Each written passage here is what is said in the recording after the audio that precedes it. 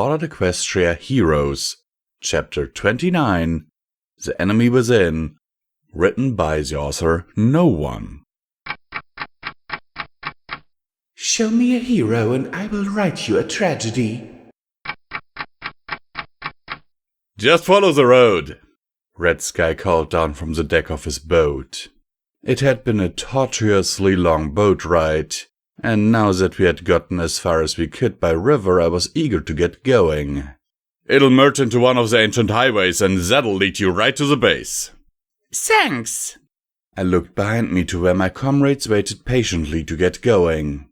Except for Flair, who seemed to be in the middle of falling asleep.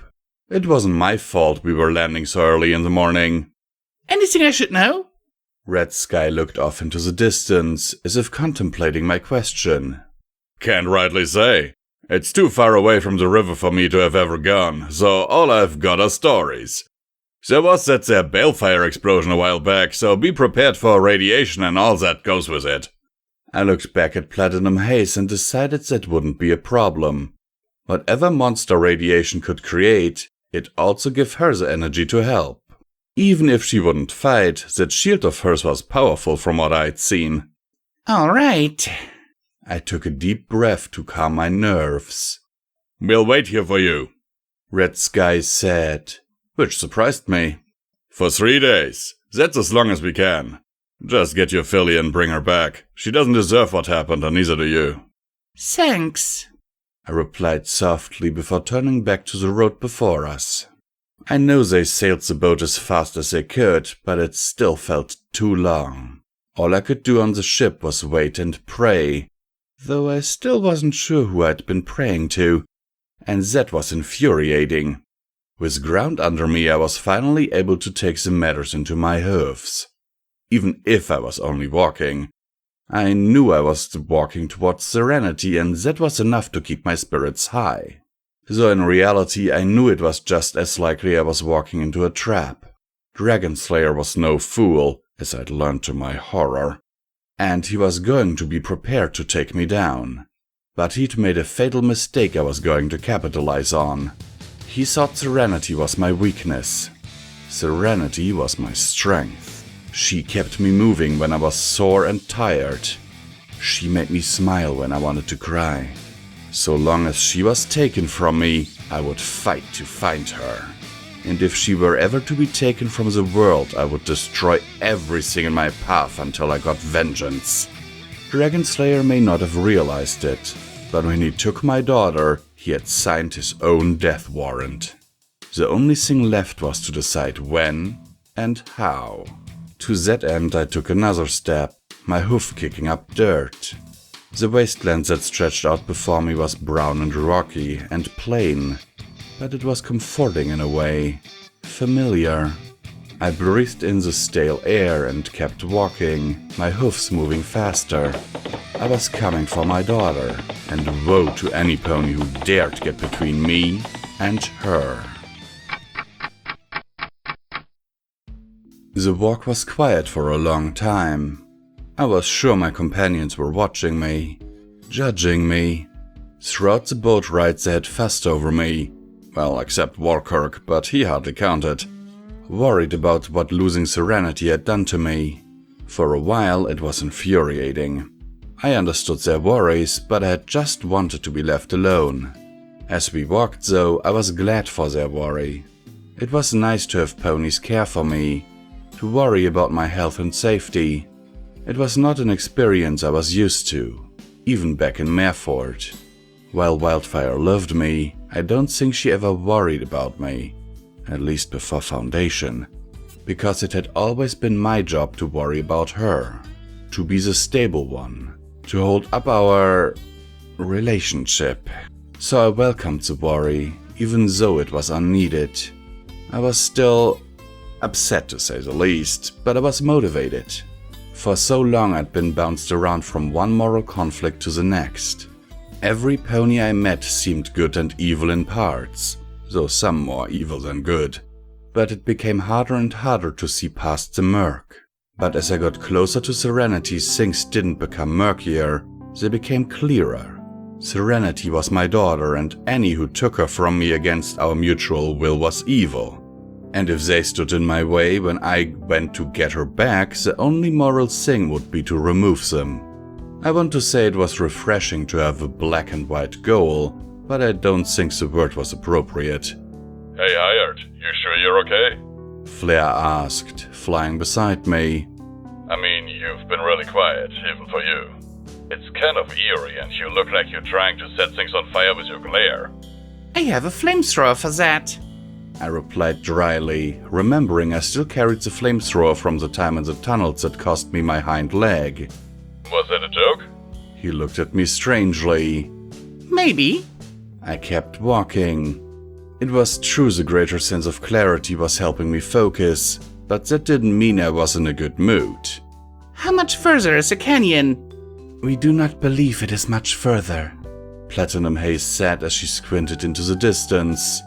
It appears we are about to reach the merge with the wartime highway, and from there we were led to believe it would not be much further. Sure enough, in the distance I could see our dirt road merged into a cracked and crumbling concrete road. I can access the radio if you want, Walkirk chirped in his usual robotic tone.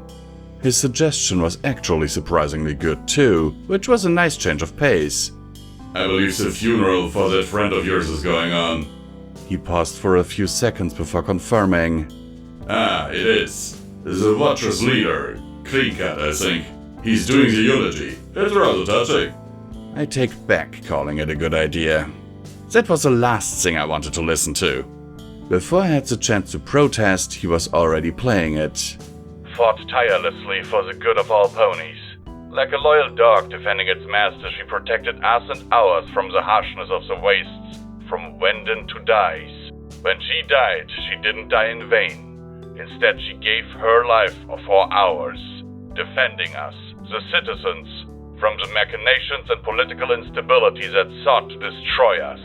She did not stand down when she saw justice, and if she were still with us, she would not want us to stand down. That's enough, I growled. I don't need someone else telling me how to feel. I knew her. Better than him. That's not her. It's a lie to make ponies feel good. I've had enough of lies. Some would say a well-placed lie is better than a mishandled truth, Walkirk replied. Still, he turned it off, and for that at least I was thankful. And besides, Flair felt the need to add, she'd take exception to being called a dog. Pinprick would no doubt prefer bitch. I gave a half-hearted smile. That was much more like Pinprick, but she'd probably go a step further and call herself a fucking bitch. We are sad to say we did not have the pleasure to ever be properly acquainted with her, but we are certain she was a remarkable mare, Platinum Haze said as we finally reached the highway and turned to follow it. That was one word for it. If nothing else, she was straightforward. She never hid her intentions or feelings. Everything you needed to know about her, she'd let you know. Still, as much fun as she was, you'd think they'd give the Batmare a fancy funeral too. Flair added. I mean, she was a bit odd, but when she kicked folk, it hurt. You remember, don't you, Hired? At the water plant when she just slipped in and knocked out 3 ponies before they had a chance to sink? Fucking awesome, that. How could I forget? It was the second I realized that the Batmare was possibly the most dangerous singular pony in Thiese. The Batmare? She was a lunatic who caused more trouble than she was worse. I stared at Walkirk for a long time before dignifying that with a response. Without the Batmare, half of Thiese would be rubble. I spoke slowly so as not to be misunderstood. She gave her life to teleport the balefire bomb, so that no pony died, directly. One good act does not forgive the rest of her life. I was beginning to doubt how much of a grasp Walkirk really had on Thiese. He claimed near omnipotence, and yet he would say such things. For all her talk of doing good, she got in the way more than she helped. I was starting to understand his grievances. The Batmare fought what she thought was evil, regardless of whither it came from, though she did not seem focused on the laughing stallion, So to that end, I wouldn't have been surprised if she threw a wrench into one of Walkirk's plans. I was sure most of Thiese's gang leaders were cheering when they found out she died. Whatever, I replied, looking away from his smug robot face. There were more important things to do than to argue with an AI about a superhero. Still, he kept talking. What gives her the right to show up one day instead? His voice cut out to a series of staticky buzzing sounds. Sorry. I couldn't tell if he was saying that or his platform was. There's an incident in Thiese that requires most of my processing power. I can no longer afford to control this platform for the moment. It has been given orders to follow you. I will regain control of it once the situation in Thiese is settled. With that, Walkirk's face faded off the Ponytron's screen. Alright then, Flair said. Can't say that I'm upset. He's an annoying twat. Although we cannot profess to disagree with your assessment, given as he is slated to become Hired's boss, it would be in our mutual interest if you keep such thoughts to yourself for the time being, Platinum Haze replied. I wasn't sure if she was joking around or being serious. With her, it could be hard to tell. Fort Spitfire. The plaque read, "May those who died to defend peace never be forgotten." We had found the entrance to the army base, Fort Spitfire apparently, an hour down the highway. The entrance to the facility was a one-story building with a large pitched roof surrounded by metal fencing on every side. On the other side of the far fencing we could see the beginning of the canyon, but it was hard to tell much about it except that the other side of the canyon looked to be really far away. I stepped away from the plaque that was hanging beside the open fence gate and looked at my companions. They tended to have a greater knowledge of history than me, but they both shrugged their confusion. Whatever the plaque meant, it was a mystery to us. I stepped through the threshold into the South Canyon base. A cold shiver ran down my back. Serenity was nearby. I could feel it. I wasn't sure how big an army base was, but it didn't matter to me. If I could find her in the tunnels of Thiese and the maze of the mountain facility, this place would be nothing. Still, it took me a minute before I could take that second step, to keep moving. The more excited I got to find her, the more worried I became that it would all be for nothing. "Hired?" Platinum Haze asked when she noticed my hesitation. "Are you?" I'm fine. I said sharply, taking another step towards the building. Fine. I repeated, more to convince myself than her. The inside of the building, the Fort Spitshine Welcome Center according to the door, was dark, musty and full of boxes. I mean absolutely full, from floor to ceiling and covering most of the floor. I nosed through a few nearby ones, but found most of them contained uniforms, clothing and flags, oddly enough. I could only guess that this was stuff in the middle of being shipped up north when the megaspell went off, only to be forgotten about and left to rot. It was sad in a way. As I looked around the building I realized that it was just one huge room. It looked there had been walls in there once, but they'd been knocked down. No doubt to make room for more boxes.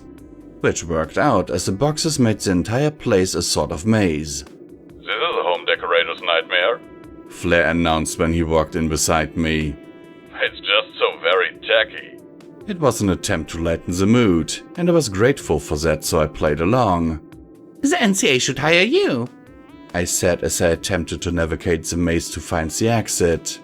You'd fix this place right up. You're such a flatterer. Alas, my loyalties are strained enough already, what with the Civil War and you pulling me every which way. There's not enough dash in the wasteland to make me add a fourth party to the pinata that is my metaphorical life. I chuckled nervously and glanced over at Platinum Haze. We hadn't really gotten around to explaining our mutual drug affiliation with her, and I was worried about what she'd think. It wasn't like I was some junkie, well, so long as I had my medics, and I recognized that wording it like that was certainly not helping my case. I suppose I'd been lucky on the boat. With everyone worried about me, They often gave me space enough I could take some medics without drawing attention to myself. Thanks Celestia was still well supplied, and I had even managed to take a shot that morning. But it had been a long walk, and I could feel the cravings starting. It would be some time before I had to take one, but you know, I'd like to. It helped calm my worries about Serenity at least. "Hired, we believe that you should see this," Platinum Haze called out to me from somewhere in the building. She had apparently ran off on me while I was thinking about drugs, which also didn't help my case. I eventually found her standing in front of a giant window frame.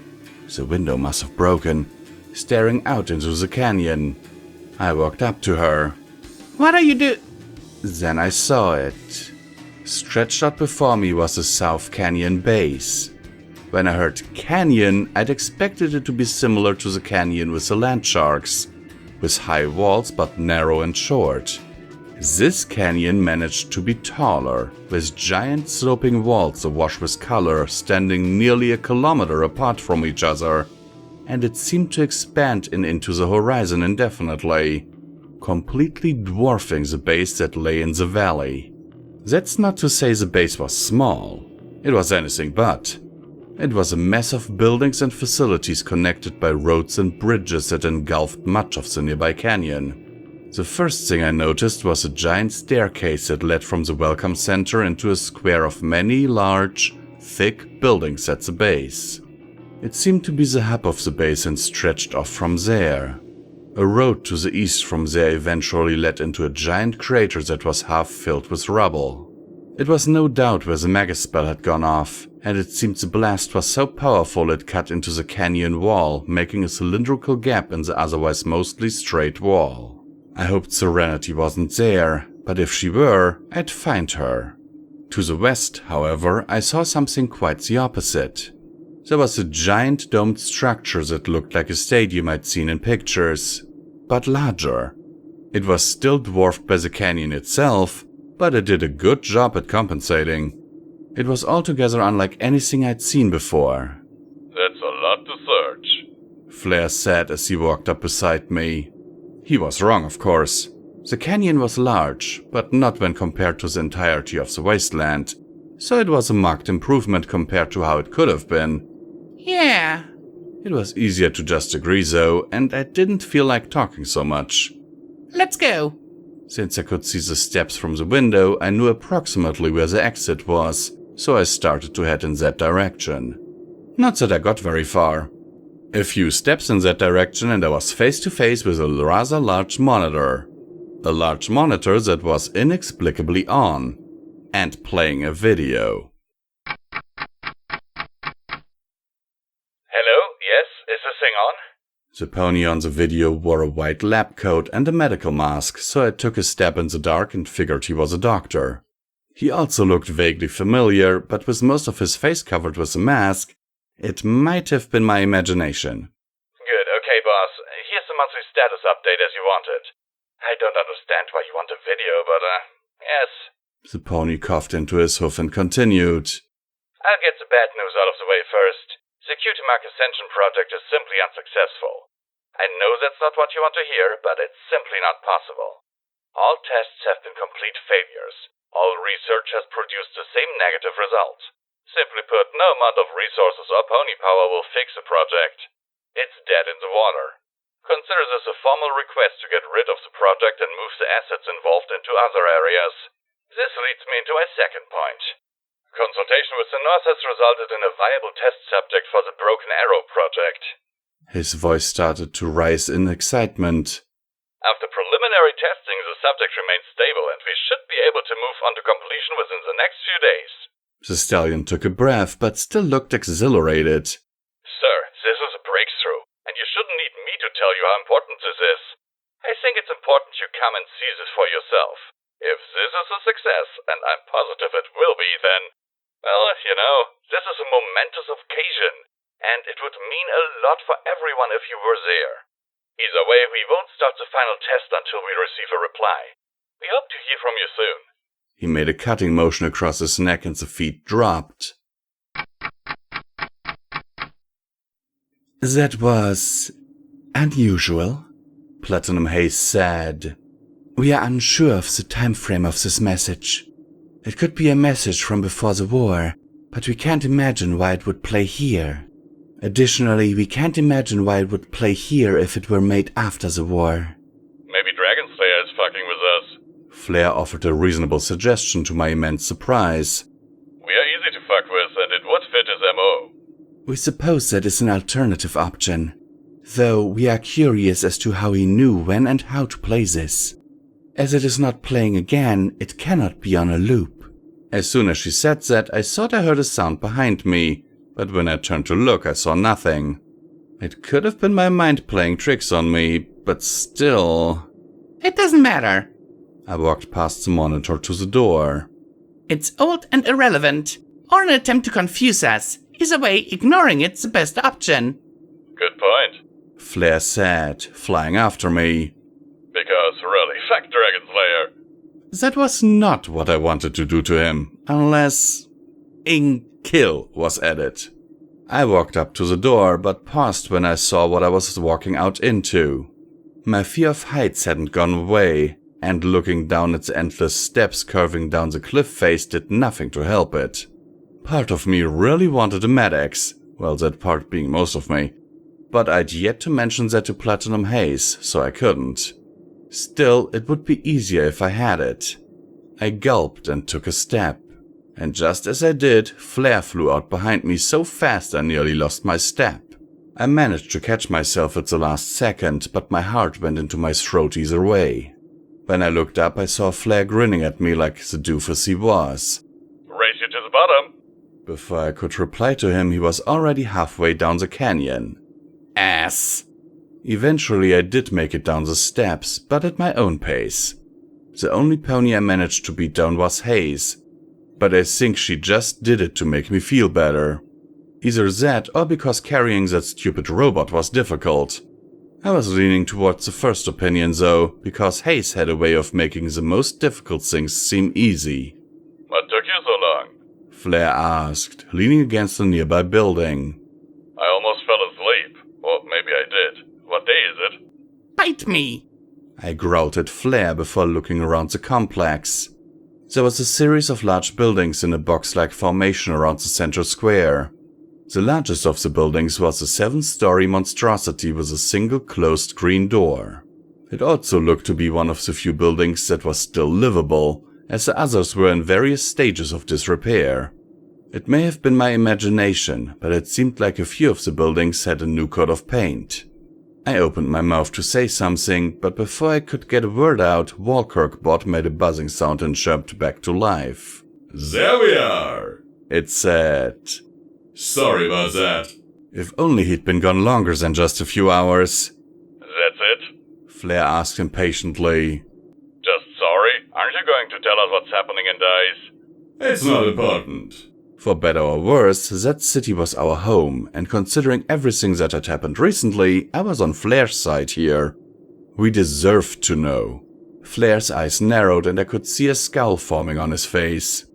It was rare he ever got angry, but considering the Enclave coup and his relation to it, it was perfectly understandable. Just tell us. We don't have time to play word games with you. Fine. The robot zicked. There was a bit of a, I don't want to say riot, but outpouring of frustration after the funeral. Nothing too difficult, it just took some time to properly contain. That did not sound good. As I said, not important. Certainly not worth derailing the mission. So, if we could be on our way... Lovely. Flair rolled his eyes. You know, for a secret dictator who apparently controls Thiese, you sure don't seem to do much. When Walkirk spoke again, his electronic voice seemed to have an annoyed edge. Thiese is not a simple place, and it gets more complex with the day. It takes work to maintain balance, and it must be done carefully. Canterlot wasn't built in a day. I'd like to see how you maintain balance. Flair seemed to take exception to Walkirk's assurances, and once again I was on his side. Unless this is what you consider maintaining balance. A balefire bomb goes off over your city and you don't have a clue who did it or why. There's an Enclave coup, and once again you are helpless to predict, stop, or even delay it. Now there's rioting in the streets, by your own admission, and still you can't do anything. Give it time, Warcock assured. Or tried to, anyway. I'm just one pony, but with time I can fix the issues, bring back the status quo. Flair sneered and, flared out his wings. Dice doesn't have time. We don't have time. The city is dying. Its people are dying. You've lost control, and as soon as everyone else realizes how weak the gangs are, there will be change. But it won't be you. It'll be Skyfall or Dragonslayer or Molly, or someone else ambitious enough to capitalize. And then everything you've worked to maintain will be crumbling down. You're either in control or you aren't. And as far as I can see, you aren't. Walkirk did not say anything, but on his monitor his face contorted into a scowl. Not now. Argue later, I said, walking between the two. We need to find Serenity, then we can worry about Dice. I looked around the various buildings in the plaza. The large building with the green door. I had sworn that door was closed before. We need to look for clues. Flair, can you do a flyby? Just not too far away. Look for anything that could be a clue. Walker and Platinum Haze, look through these buildings. I'll look through the large one. There, we had a plan. It wasn't a good one or an encompassing one, but it got us working and not arguing. The three of them turned to me when I gave my proposal. They must have agreed because at once they all turned to the task I asked of them, which left me to investigate the large building with its magically open door. I trotted off in silence. When I entered through the green door, I found myself in what must have been a waiting area of sorts. It was rather spacious, with the remains of benches against one wall and a service counter in the other. Luckily for me, the lights, at least in that part of the building, were still working. I carefully looked around to see if there were signs that any pony had been in there recently, as I suspected, but I found nothing in that room. So I moved on to hallways just outside the entrance area. It split off in two directions, running the length of the building, so only the right side still had light. I never did explore either side though, because I noticed that one of the doors in the hallway was still open, the one that led to the stairs. As I entered the stairwell cautiously, I thought I heard a faint buzzing sound from somewhere above. I'm still not sure if I heard that buzzing sound, but I did hear the loud zaps that followed. At that point I was positive something was fishy, so I raced up the stairs. As much as I hated heights, I didn't really mind stairs. I made it up the 7 floors without breaking much of a sweat, but by the time I got there, whatever made the sound was gone. The only evidence that anything was there was a blackened mark on the wall that was still smoking. Oh, fuck this! I growled. Now that I knew something was there, I was determined to find it and destroy it. I didn't like being stalked, and I knew it was just one of Dragonslayer's games. That bastard. It wasn't hard to figure out where to go next, because, once again, there was only one open door in the hallway.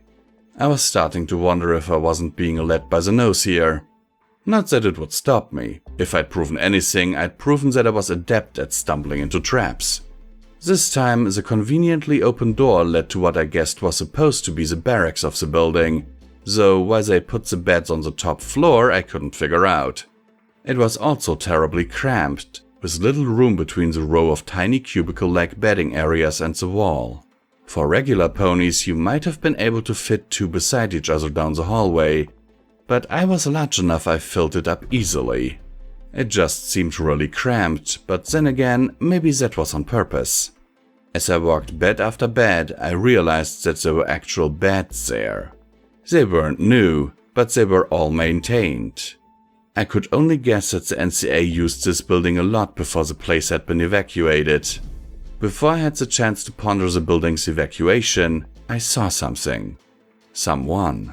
He was crouched down on the floor, slowly rocking back and forth, wearing what looked like tattered NCA armor. I was positive that I'd found my stalker. Until he looked at me and I saw he was missing half his face. The ghoul screamed and charged. I barely had the presence of mind to get my leg up in time. The ghoul chomped hard down at my cybernetics, but all it got was broken teeth. Behind me I heard another scream. When I turned to look, all I saw through the flickering lights were sharp teeth. I was starting to think the breadcrumbs, the metaphorical kind, that led me here were just a part of a trap. Or maybe I had shitty luck. Or, as a third possible option, the ghouls were the ones with the bad luck. After all, there were only 3 ghouls behind me, and the one biting me.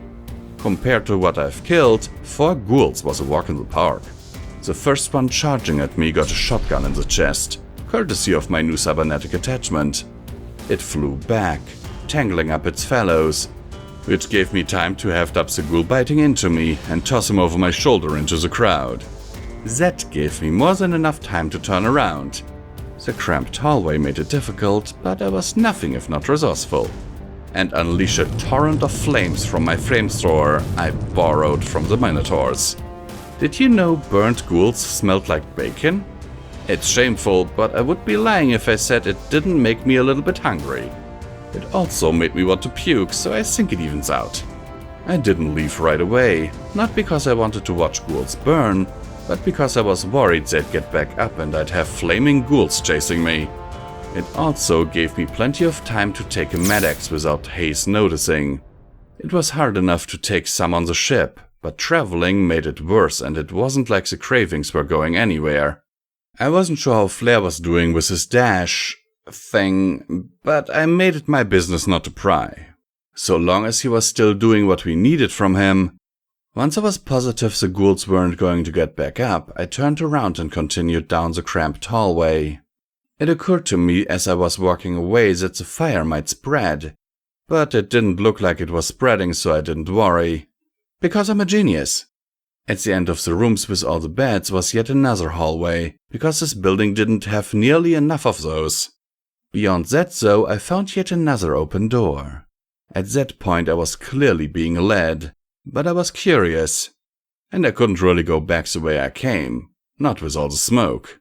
I'm pretty sure the room I entered was a classroom, at least judging from the rows of desks that surrounded the giant monitor on the far wall.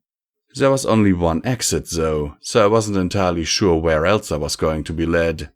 The monitor flickered to life, and I realized I'd been led there. Are you certain she is stable? The video I was watching seemed to have been taken from a security camera. It was a grainy black and white recording of a hallway with only one pony in view. I think it was the same doctor from the previous video, with the voice coming from just off screen. That voice though, I swear it sounded familiar. All previous attempts looked promising too until... I'm positive. The doctor interrupted.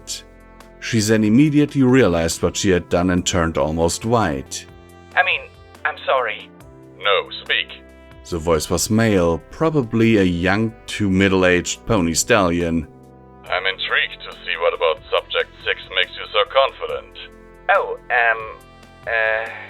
She coughed lightly into her hoof before continuing. I don't need to repeat to you the failures of Subject 1 and 2. She grimaced. But Subjects 3 through 5 were different. We had thought previously that they showed no signs of rejection before their... demise. But upon reviewing the records, I saw something startling. She dug through her saddlebags with her magic and floated a clipboard off screen. See here? Look at their heart rates and MRI scans. What do you notice? They're consistent with a pony undergoing burnout. The pony off screen said without a hesitation. So? I think that is what killed them, the burnout. She took a deep breath, I guess to gather her thoughts. My theory is that by combining the megaspell directly with them... Wait. My heart nearly stopped in my chest when I realized what these recordings were. The importance of them. But why was Dragonslayer showing them to me? That it overloaded them. Their bodies weren't used to the influx of magic going through them. It worked like a magical burnout. When a unicorn goes through burnout, they use their body's natural energy as a replacement for magical energy when they're depleted, severely weakening them, and since these ponies were not used to the magic their bodies kept, using energy to try and stabilize the megaspell until they expired. Look, you can see the one unicorn, Subject 4. She lasted 3 days longer than the others because she used her own magic in combination with her natural energy. Well done. The mare beamed with pride, and it just made me want to puke more. The off-screen stallion continued. But that explains the problem, not the solution. Yes, sorry, I just had to... Sorry. She dug through her bag again, producing a stack of what looked like mouth-written notes. My recommendations for the new procedure were attempted with Subject 6. I know we should have waited for you, sir, but... I understand. Magic wrapped around the papers, but it wasn't coming from the doctor. I guess the mysterious voice was a stallion. Time waits for no pony. There was a brief sound of paper flipping. So, the solution was to create the megaspell first. She stood up straighter, seemingly impressed with her monstrous science. We were following the plans laid down for Simpleheart. Whoever these ponies were, they had access to the data about Simpleheart. This seemed important. But we forgot. Simpleheart was a failure. If it wasn't for the nature of the megaspell, he would have died too, I'm sure. But if we create the megaspell first, then bind it with the subject, the megaspell will already be stable and not require the pony's energy to stabilize. But there could still be rejection? The voice asked. Yes, maybe. It's been a week longer than all the rest. I think we got it, sir. This will work. Good. Is the subject safe to visit? What? Oh, yes, certainly. I can explain more once you see the subject. Be warned, she is heavily sedated. Heavily. She is more resistant than I would have expected. The mare turned and started walking down a side hallway. When she did, I saw something in the corner of the screen. The voice of the screen had turned, and I could just barely see his flanks. I was hoping to see if it was a cutie mark as I remembered, but instead it was all scar tissue. I coughed loudly as the video stopped. When did the room get so smoky? It must have been the old video machine struggling to work. So, what did you think? A voice echoed through the room. Without thinking, I crouched down into a fighting position, ready to stab the next thing I saw. Only, I saw nothing, because the voice was coming through an old speaker system. Dragon Slayer! I growled, recognizing the voice. Not much of a critique. Have I mentioned how many ways I was going to kill him? I see you found your way here, and faster than I expected. Which was to be expected. See, this is the reason I choose to undertake the task of removing you from the equation. You are too unpredictable and too dangerous. It's a terrible combination for such a delicate operation. Don't talk in riddles! I spat, though I don't think he could see it. Come and fight me if you're so secure! I would rather you come to me. He sighed audibly. I wish it didn't have to come to this. My benefactor wanted to try and convince you to join him, but I knew it wouldn't work. Still, if we must fight, you need to come to me. I'm sure you saw the stadium when you entered the canyon. I'm waiting there for you, with serenity. The voice clicked and I screamed a wordless curse. That bastard. So much death. My rage was cut off by a hacking cough. What was going on? I looked back towards the door I came through and saw thick black smoke pouring into the room. Oh yeah, the flamethrower. Before I could think of a plan of escaping, something charged through the door. A ghoul. On fire. Just my luck. I'm not sure why it decided it was feeding time, but it charged at me as soon as it saw me. The heat was intense when it came close to me, but I was fortunate to still be wearing the fireproof barding the Minotaurs made for me. I caught the ghoul with my hooves and used its momentum to toss it across the room, and through a window. Oh look, an escape route! I took 2 steps towards the shattered glass when I felt an odd heat on my head. On my mane! Instinct took over when I realized my mane was not fireproof. I stopped, dropped, and rolled like my life depended on it. After I was certain it was out, and a few more rolls after that, I stopped. I felt my mane with my hoof, and to my relief it wasn't completely gone. Just much shorter and a bit crispy. Taking a deep breath, I looked back towards the window. To see Flair staring at me with a bewildered expression. When we saw the flaming ghoul fall 6 stories, we knew it had to be you. Need help? Help! I coughed out as I made a beeline for the window. Silver! Platinum Haze was flying beside Flare. She must have seen the flaming ghoul too. What are you doing? We desire to know that you are well. I will be if you get me out of here, I said through the window. Thankfully she complied, lifting me through the window with her magic. My shoulder burned at the magic, but that was better than the rest of me burning. I was so happy to be out of the burning building that I barely noticed the height. Barely.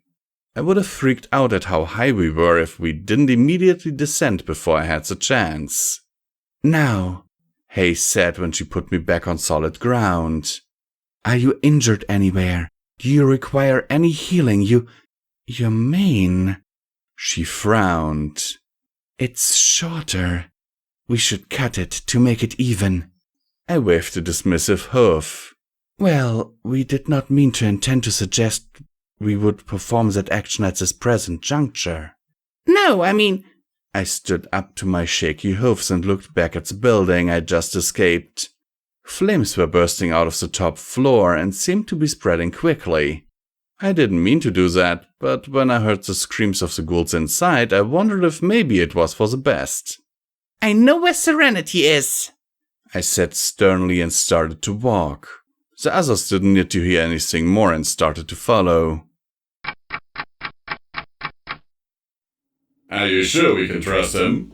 Walkirk said as we walked down a long concrete road half carved into the side of the cliff. We were moving towards the giant stadium, but it didn't seem fast enough. Of course not, I answered without a second thought. He's clearly planning a trap, but for the trap to work, we need to be there, where he wants. So, how do you plan to avoid that trap? Walkirk kept talking, even though I had thought I was being completely clear. I don't have so many of my Ponytrons I can have one wrecked so far away that I wouldn't be able to repair it. Avoid? I shook my head. No, we spring the trap, we endure it, then kill him. Why is it that you're the leader of your little group anyway? The robot turned its head to look at Haze and Flare to see if they were going to back him up. We have endured far more pain and hardships than a single pony could possibly hope to inflict, even one as insidious as Dragon Slayer. We are certain that he overestimates his plan, and Silver will prevail against any attempts to harm her or our persons. I've got power armor and 50 pounds of explosives on me at all times. I'd like to see his trap. I'm sure it'll be cute. They obviously did not agree. And if in doubt, we just throw Silver at the problem. She usually comes back with fewer body parts, but she's still got plenty of those left. Personally, I think she was supposed to die a long time ago, but scared deaf into giving her a few more years. Flare chuckled. It was probably true. I tried to count all the times that nearly died, but I lost track pretty quick. Suffice it to say, my continued existence was more due to luck than any skill. And judging from the speed at which I lost body parts, if I continued at the pace I was going, I wouldn't last another month. Still, I couldn't give up. Not until Serenity had a place where she could live that was free of assholes like Dragon Slayer. You are a wonder, Walkirk said. Where are you even from? All reports have mentioned you coming from the north, but you don't look like you're from one of those hill tribes. She's a mystery wrapped in an enigma, our hired gun. Flare commented. Near the border of Equestria, town called Merford. The border? Walkirk pressed. It was aggravating. My spies indicated that area is under radar control. It is. Maybe the Ponytron has a mute button. I resolved to look for it as soon as possible. Town was under radar control. Why do you care? Well, I was just prodding for information before. But given where you're from, have you seen any stables? That was an odd question. Near Merford? It was more of a rhetorical question, as I knew what he meant. Yeah, stable 42. I did my best not to think too hard about the stable. You've been inside the stable? Walkirk sounded almost breathless for a robot. How does it look? Why do you care? I didn't want to remember how it looked. That... He smiled. Memories. Stable 42 is technically in Caledonia lands, and I'm not sure how well you know history. The robot looked at me. Not a lot. Well, many Caledonian stables went incomplete after a controversy. Turns out Stable Tech was building them smaller than equestrian stables. Something about a smaller population needing fewer. Either way, there was an uproar and the remaining projects were sold. I bought that one. I had intended to move the Crusader mainframe there and use it as my base of operations. Well, things didn't go to plan. Shocking! Flair interrupted. Plans of yours going wrong? Well, wonders never cease. This was not my doing. You can thank the zebras in Equestria for that. I surely cannot be blamed for ending the world, can I? Give me 5 minutes, I'll think of a way. Flair was probably smirking under his helmet. Enough! I said as the road reached an end. We weren't at the stadium. Instead, we were at another cluster of buildings, and I was worried we'd find more ghouls there. We need to be on guard. I walked towards the square of buildings to get a sense of where we were. The stadium was still a ways off, but we were at an impasse. The bottom of the canyon had its own little crests and valleys. The road we were on had been sloping upwards, but in one spot it had dipped down to form a little mini canyon. This new obstacle had another road across it that we could not reach without an annoying amount of rock climbing. I suppose it was possible to just fly across, but I didn't want to wear Platinum Haze out any more than possible. I was counting on her to take Serenity to safety while I dealt with Dragonslayer. As I looked for an alternate option, I thought I noticed a bridge spanning the gap. It would make sense, considering this was supposedly a military base, but I wasn't sure. Too many buildings were lined up straight against the crevice, blocking my view. So I had to go take a closer look by squeezing in between two buildings. Sure enough, there was a bridge, or rather there had been a bridge. Most had collapsed into a ravine. On the bright side, there was an alternate path. One of the buildings built a causeway between it and a building across the way, acting as a covered bridge. What are we looking for? Apparently Platinum Haze had followed me, possibly worried I was going to get into another tussle with flaming ghouls. That was really unlikely though. A horrifying screech echoed as soon as I thought that. I turned as quickly as I could. The sound wasn't coming from there, I realized too late. It was coming from above. I looked up just in time to see a ghoul crawl out of a window from one of the buildings we were beside and drop straight down. It landed on Haze before I could warn her. Haze! I tried to get a shot off with subtlety, but Haze panicked, rearing up in surprise. What is the meaning of this? Haze tried to buck the ghoul off, but all it did was make it more tenacious. The creature bit down hard on her wing, eliciting a sudden screech. We demand you leave! Magic wrapped around the ghoul, and before it could get another bite, the creature was flung across the canyon. Be gone, vile beast! With a flash of purple, the beast was thrown far across the canyon. I didn't see exactly where it went, because I had looked to inspect Haze's wing. Are you okay? I asked quickly. Turns out me inspecting the wing didn't mean much, as I knew nothing about medicine. There was blood though, and that was never good. Fine. We will be fine. She wrapped her wing close to her body. We shall not slow you down. I didn't care about that. Hey! Flair was galloping over. What happened? Is everyone okay? He looked at Haze's bloody wing and grimaced. Oh, well, can't you do that radiation thing? Heal it right up? There is no radiation here. Platinum Haze trailed off and looked around, immensely puzzled. There is no radiation here.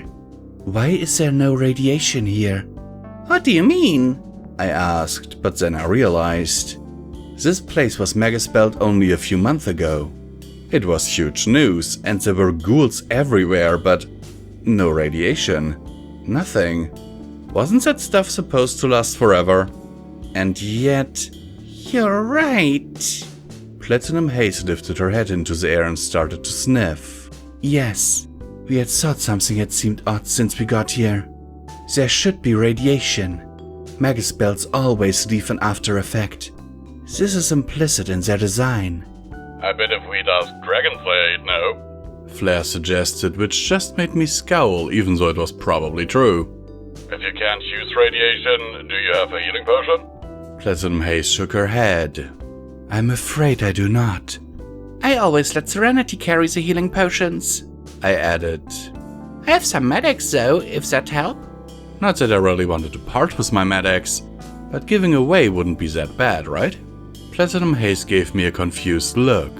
It is a small wound. We could use healing, but a painkiller won't be effective. Don't worry about us. She tried to spread her wings out to show how fine she was, but she winced before they were even half unfurled and brought them back to her sides. We are fine. There's plenty of buildings around. Like the one the ghoul jumped out of. We'll check them for a healing potion. No, we would hate to slow down your search. You do not require healing at this juncture. Let us just move forward. That'll be difficult, considering the whole gap thing and you not being able to fly. I doubt I could carry Silver that far. She's been putting on weight. I glared at Flare, as usual. There's a bridge. I pointed to it, because apparently everyone else was blind. Goes through a building. We can do both things. Before any pony could argue, I turned away, intending to walk away. Instead, I was face to monitor with Swalkirk. What was it you were saying about radiation? I pushed past the robot, mumbling. Don't fucking eavesdrop. I probably should have shown more deference, considering he was going to be my boss, but I couldn't muster up the will to care. He must not have cared either, because he still followed me, though it was only after the others had passed him. The building with the bridge connected wasn't that hard to find, given it was the largest building in the area. I looked up to see if it had a sign or anything. I was curious. But if it did, it was long gone, so I was left to guess what the building was used for. Curiously, when I walked towards the door to open it, I saw that it was ajar. I furrowed my brow and wondered if I was being led again. Though if I were, it was a lot less conspicuous than it was before. We didn't have time to waste though, so I cracked open the door and peered inside, only to find it depressingly dark and dusty. Unlike the other buildings in the area, I wasn't certain this one had been refurbished and used by the NCA. I tapped on my pip-buck light, and just to be safe this time, I took off my eye patch and let my cybernetic eye whir into activity. Once I walked into the building, it took just a second for the night vision to turn on, letting me see clearer. My pip-buck's EFS didn't show anything, but I really never trusted that thing. Besides, the fact that it picked up things like rat roaches as enemies, it also couldn't tell what floor things were on, making it useless most of the time, especially in large, old buildings. Looks clear, I said cautiously. The others entered at my word and took their own look around, each providing a little extra light to help. The building is big. How are we going to find the bridge? It was one of those kinds of buildings where the developer got too hallway happy and you could get turned around easily. Well, Flare walked over to a wall while talking. We could search the building for hours in the vain hope of finding what we're looking for. Or we could use this map. Map? I walked over to see what he was looking at, and sure enough, it was a building plan that happened to give the exact location of the bridge. And every other room in the building. We could use that. I conceded. Through that door. I pointed to a nearby door. 2 stories up and... That same door opened. Oh, fuck that. I turned and started galloping towards it. Flare said something and Haze cried after me. I didn't listen. Something was playing with me, I was sure of it, and I intended to figure out who or what. I burst through the door into a hallway. My EFS showed an ember dot in front of me, and something moved in the range of my night vision, but I couldn't see what because it fled through another door before I had the chance. Get back here! I screamed as I chased after the... thing. It was possible the others thought I was having another mental breakdown, but I didn't care. Dragon's little games was pissing me off. I reached the door the thing darted through. More stairs. That was no problem though, because I knew where it was going. A door opened above me, and a few seconds later I was at that door and going through it. The dot was heading for the bridge and it was 2 steps ahead of me, but I wasn't sure why. As I sped into the bridge, I still wasn't sure why, but I was close. It was a ball, a floating metal ball with wings. As soon as I saw it, the ball turned in mid-air to... look at me, I think. It didn't have eyes, but the face of it was clearly seeing me. Get back here! I lunged at it, but it slipped away before I could get a grip. The metal ball buzzed at me before floating off. Oh, no you don't! I scrambled to my hoofs and chased after it. Get back here! Damn it. It ducked through a window before I could get close to it, and short of diving through the window, it was out of reach. Safely out of my reach, the robot flying thing turned in mid-air. Hello, Silver. Fucking Dragon Slayer spoke through the device. I did not expect you to actually find this device. What the hell are you playing at? Context. The robotic voice chirped. Giving you context so that later you will understand. By that he meant playing mind games with me. Have you ever seen one of these? He answered himself before I could. I didn't think so. They're quite rare this far south.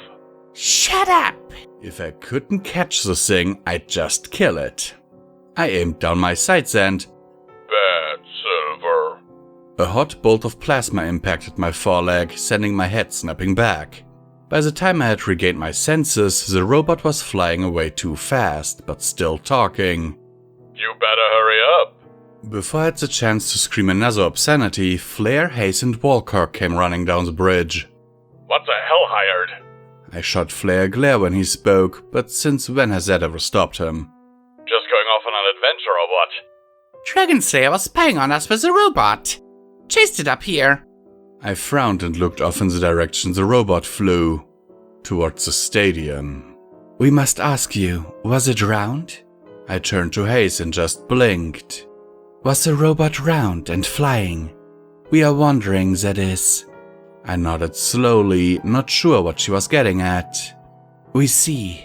It must have been a sprite bot then. We were simply confused because, to my knowledge, they were only common in Equestria. So what?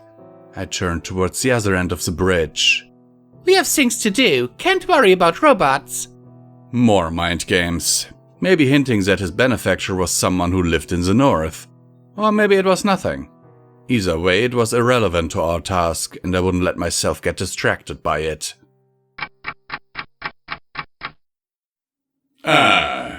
Walkirk said as we reached the door to the stadium, only to find it cut off by a glowing purple force field. Did you know I invented this type of spell? Well, not me personally, but I was the brains behind the project. It's called Magical Resonance Force Field. Walkirk turned, a confused face on his monitor. It's a spell that reacts to a certain magic. Something. I forget the word, but only spells from certain ponies. Otherwise it won't go down. I looked over at Thiese. Like if Platinum Thiese were to use a spell. Her horn started glowing to show off, so I hadn't expected her to. Just like the last time I saw one, a normal spell made a part of the barrier closest to her horn glow and warm up, but that's all. Yeah, that. You need a special key. Magic key. I was impressed at my own recollection. I take it you've seen one before? A few. Well, many in the facility, but I tried not to think of that. One in your old office. I smiled coyly at him. I don't have the key for this one, though. We would like to add that we too lack the prowess to open this door as well. It was good she said that, as I was about to ask. It was a long shot, but when it came to magic, Platinum Thiese used to be physically connected to a demigoddess of pure magic, so it was always worth asking. So, we're stuck? Walkirk didn't seem that upset.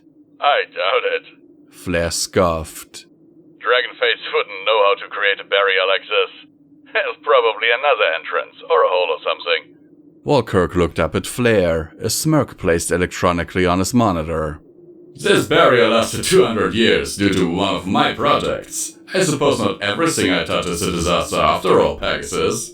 Here we go again. Except It is, blocking our way. So if you want to take credit for it, be my guest. Flair said smugly. It seemed he really enjoyed taking the piss out of Walkirk. Not that I could blame him for it.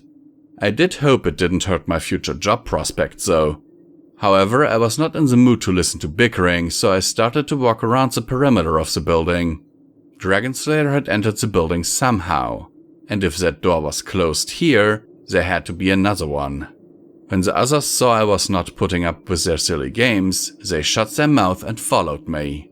It didn't take long for me to find the entrance I was looking for, though it was not what I was expecting. There was a 5-meter wide hole in through the outer wall of the building that was completely black with soot and smelled like smoke. It was like someone burned through it with a really large flamethrower, but when I walked through the hole, it was cool to the touch. It must have happened a while before. I paused when I got into the building proper and took a deep breath. Serenity was in the building, I knew it.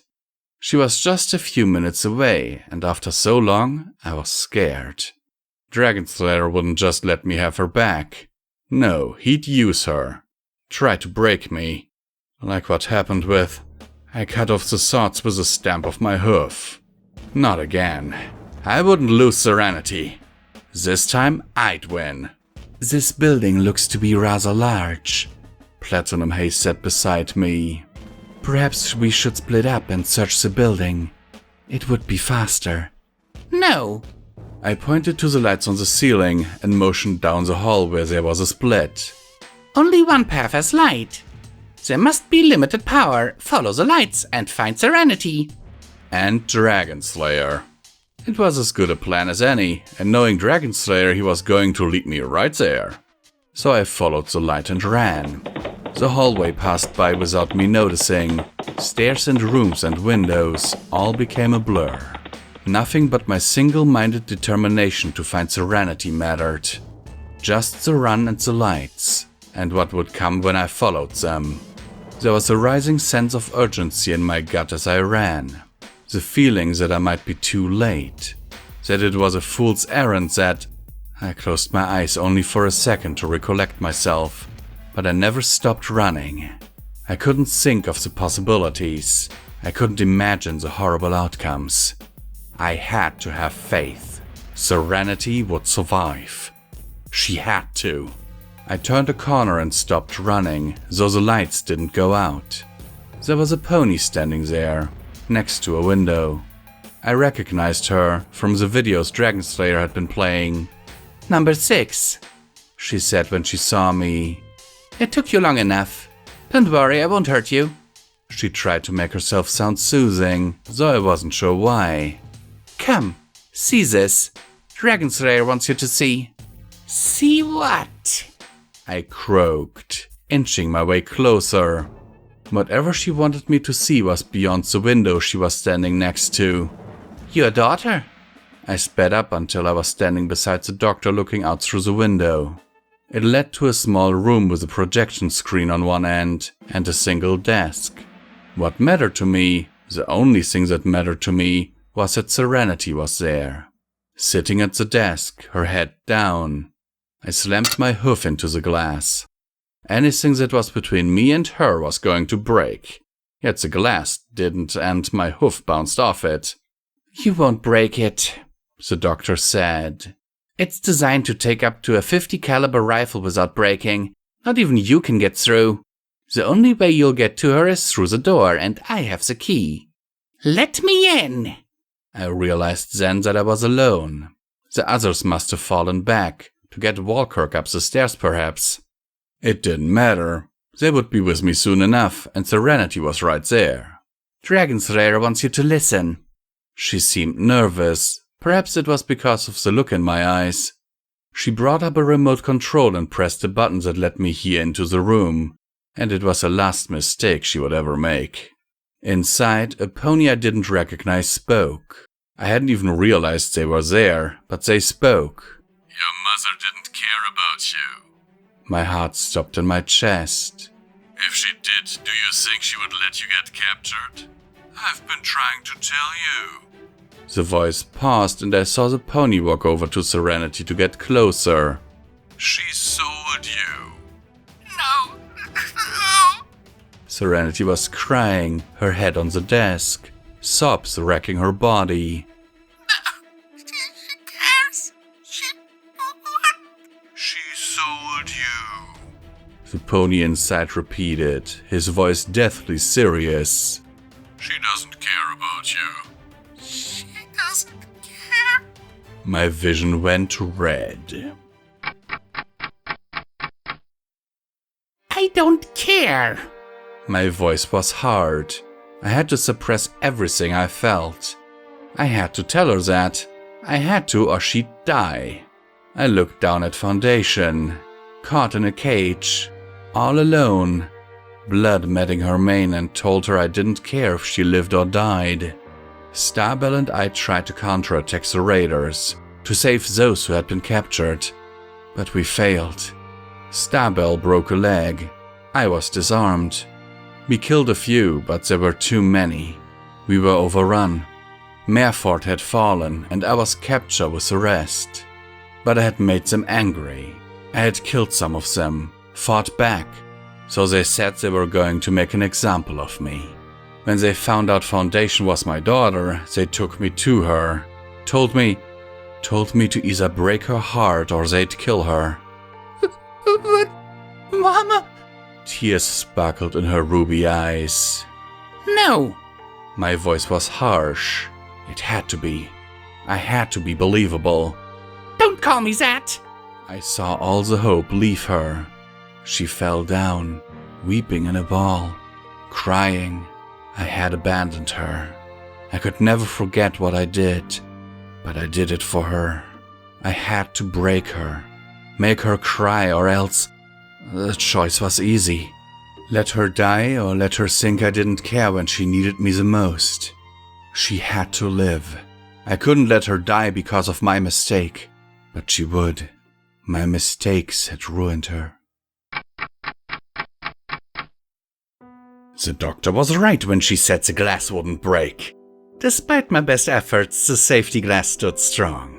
However, the walls around it keeping it in place did not hold up nearly as well, and the whole thing came crashing down. I stood up, on shaky feet, and looked back at the doctor. To show her. The doctor was already dead. I'd killed her. With a gun or a sword or a kick, it didn't matter. She was dead and her blood pooled on the ground, but I didn't care. She came between me and my serenity. Mama! My eyes fell to Serenity, the gray eyes glistening with tears.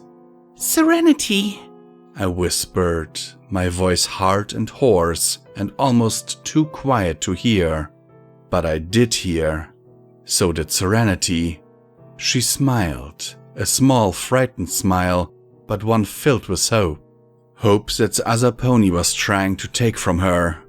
I walked past Serenity. I wasn't done. More blood needed spilling. you said she would live! I screeched at my captors who had me chained down. You promised!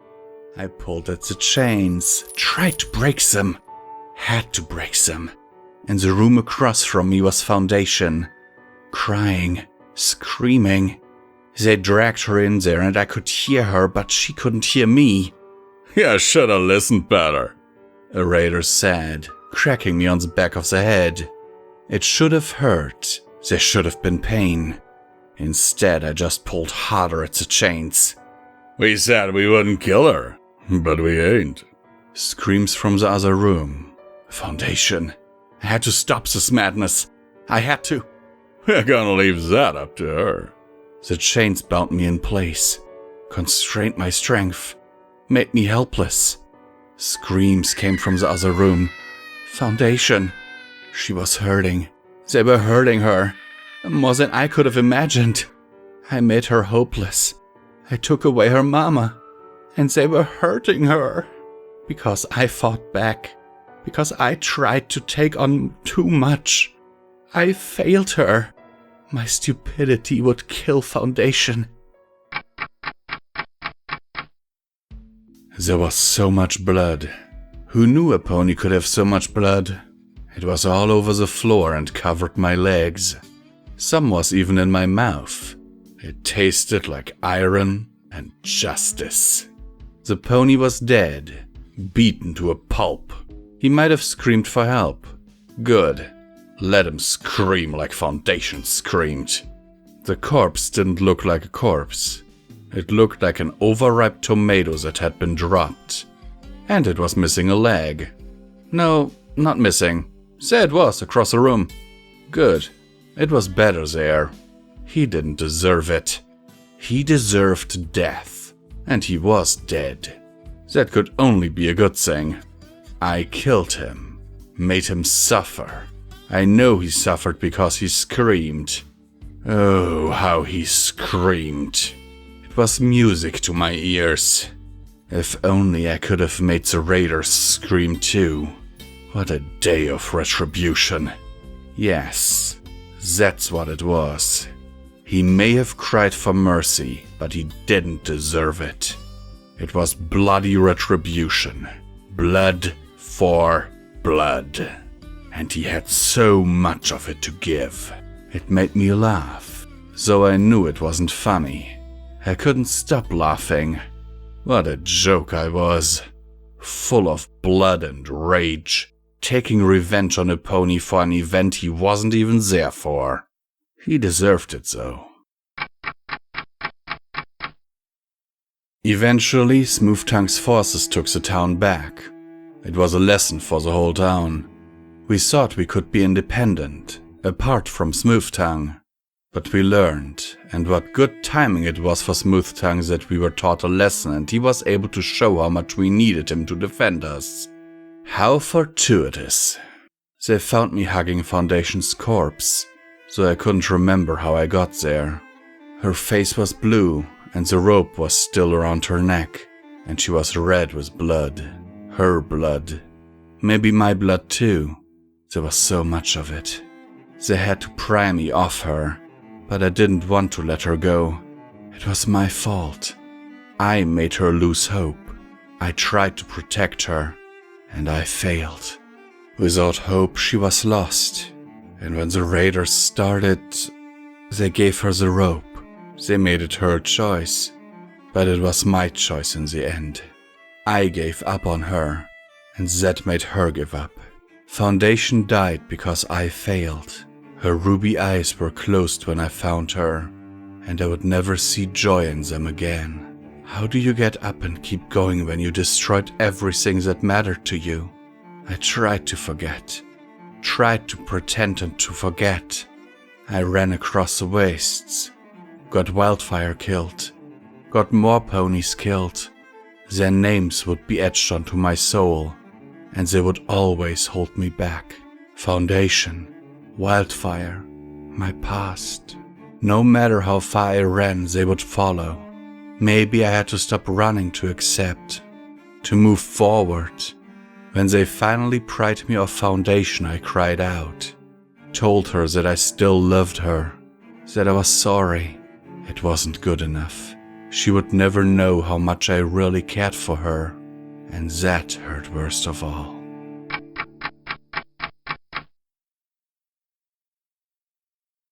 Mama? I was hugging Serenity like I'd hugged Foundation. There were tears like before too, and blood, but Serenity was alive. Mama? She sounded worried. About me. I should have been the one worried about her. I'm okay. It was hard to speak. You're okay. Never again. I'll never leave you again. Never. I sniffled. I promise. I would tell her, I decided then. And Platinum Haze and even Flare. Let them know what happened before. And if they thought I deserved it, maybe they could help me through. I know. She nuzzled into my chest. I never thought. I know he was a liar. You're not like... Her voice drifted away and I just held her. Behind me I could hear the others. They must have caught up. They were talking but I didn't hear. It didn't matter. Nothing else mattered. I have something for you. I reached into my bag and produced Scooterborg. I found her. I know she means a lot. Serenity's eyes went wide and she took the toy gently from me with her magic, holding it in front of her. Thank you. I missed her and you. She gulped. I knew you'd come. Always. I had to stand. I wanted to stay there hugging Serenity forever until the memories faded, but I had to get up. There was still one thing left to do. We need to get up. Serenity nodded quietly, disentangling herself from me.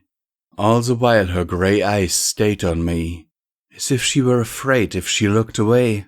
What happened here? Flair asked.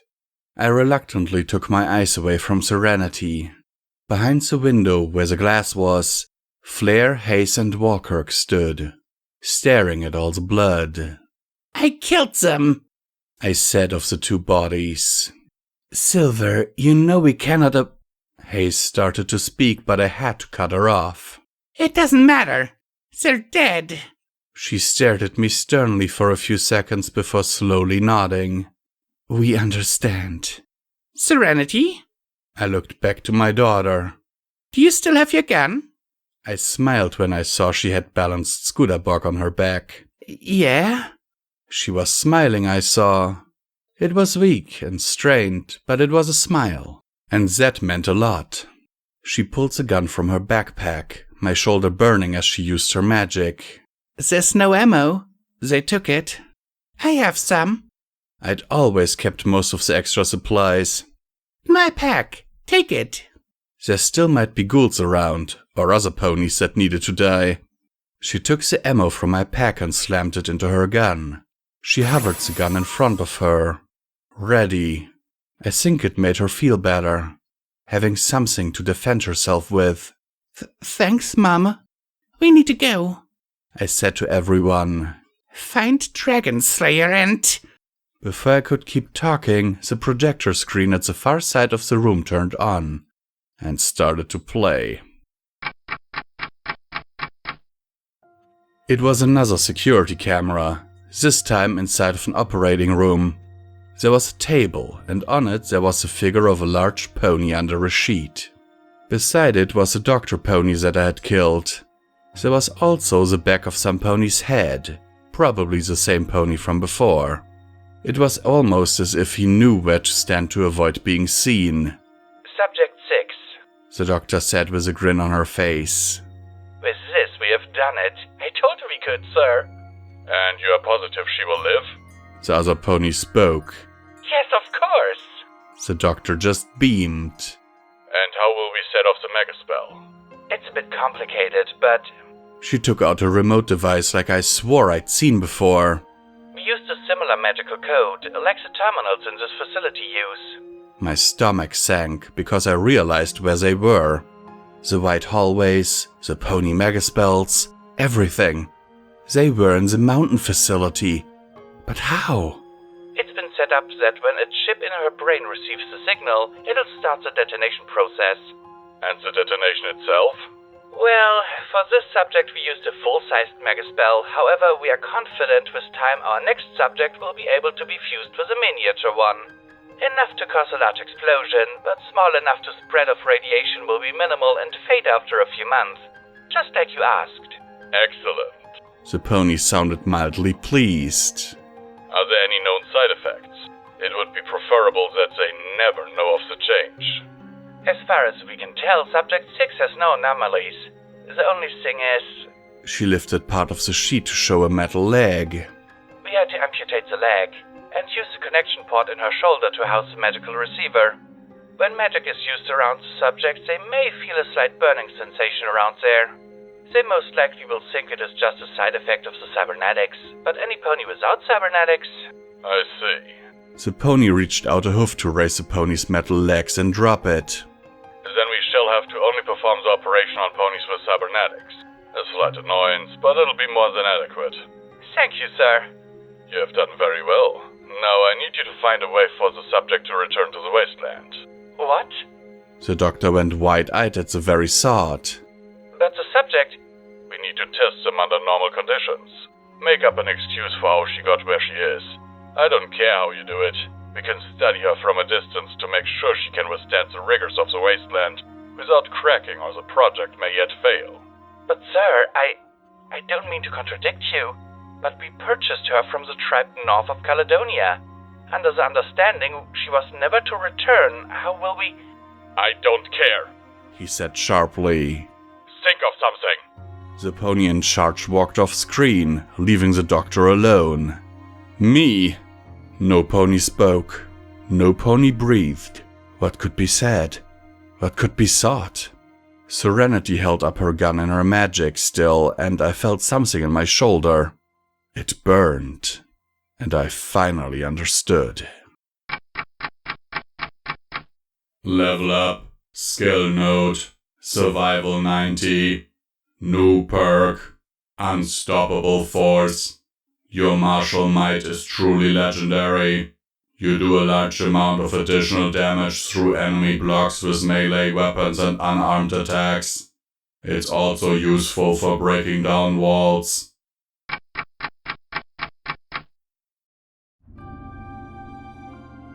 We here at Pony&Wolf Productions thank these amazing patrons of ours for their monthly support, without which all of this would not be possible. We sincerely appreciate it, and every dollar helps, is needed, and will be used to keep us going to produce audiobooks for your continued enjoyment. It is, now more than ever, important that you support your favorite creators if possible, due to YouTube changing in a way that is not very friendly to content creators. Especially small content creators, like us. In recent months, the names you see on screen have enabled Midnight and Visual Pony to keep going and only having to sell off part of their belongings to not end up on the street. As an incentive for everyone, Visual Pony has broken a vow and has promised to read and record FalloutEquestria, Murky number 7, should the monthly support reach $1,500. To be clear, this is the absolute minimum amount needed to keep the apartment and all bills paid without starving, while a production of this size is ongoing. The estimated time for this production would be 3 to 4 years, but people already said that Project Horizons was impossible to do, right? And now look who did it, so with Pony&Wolf, you know we can finish the job. For further information on how to support us, please have a look at the description of this video, as there are also other ways, like our merch store. Sincerely and forever yours, your Pony&Wolf team.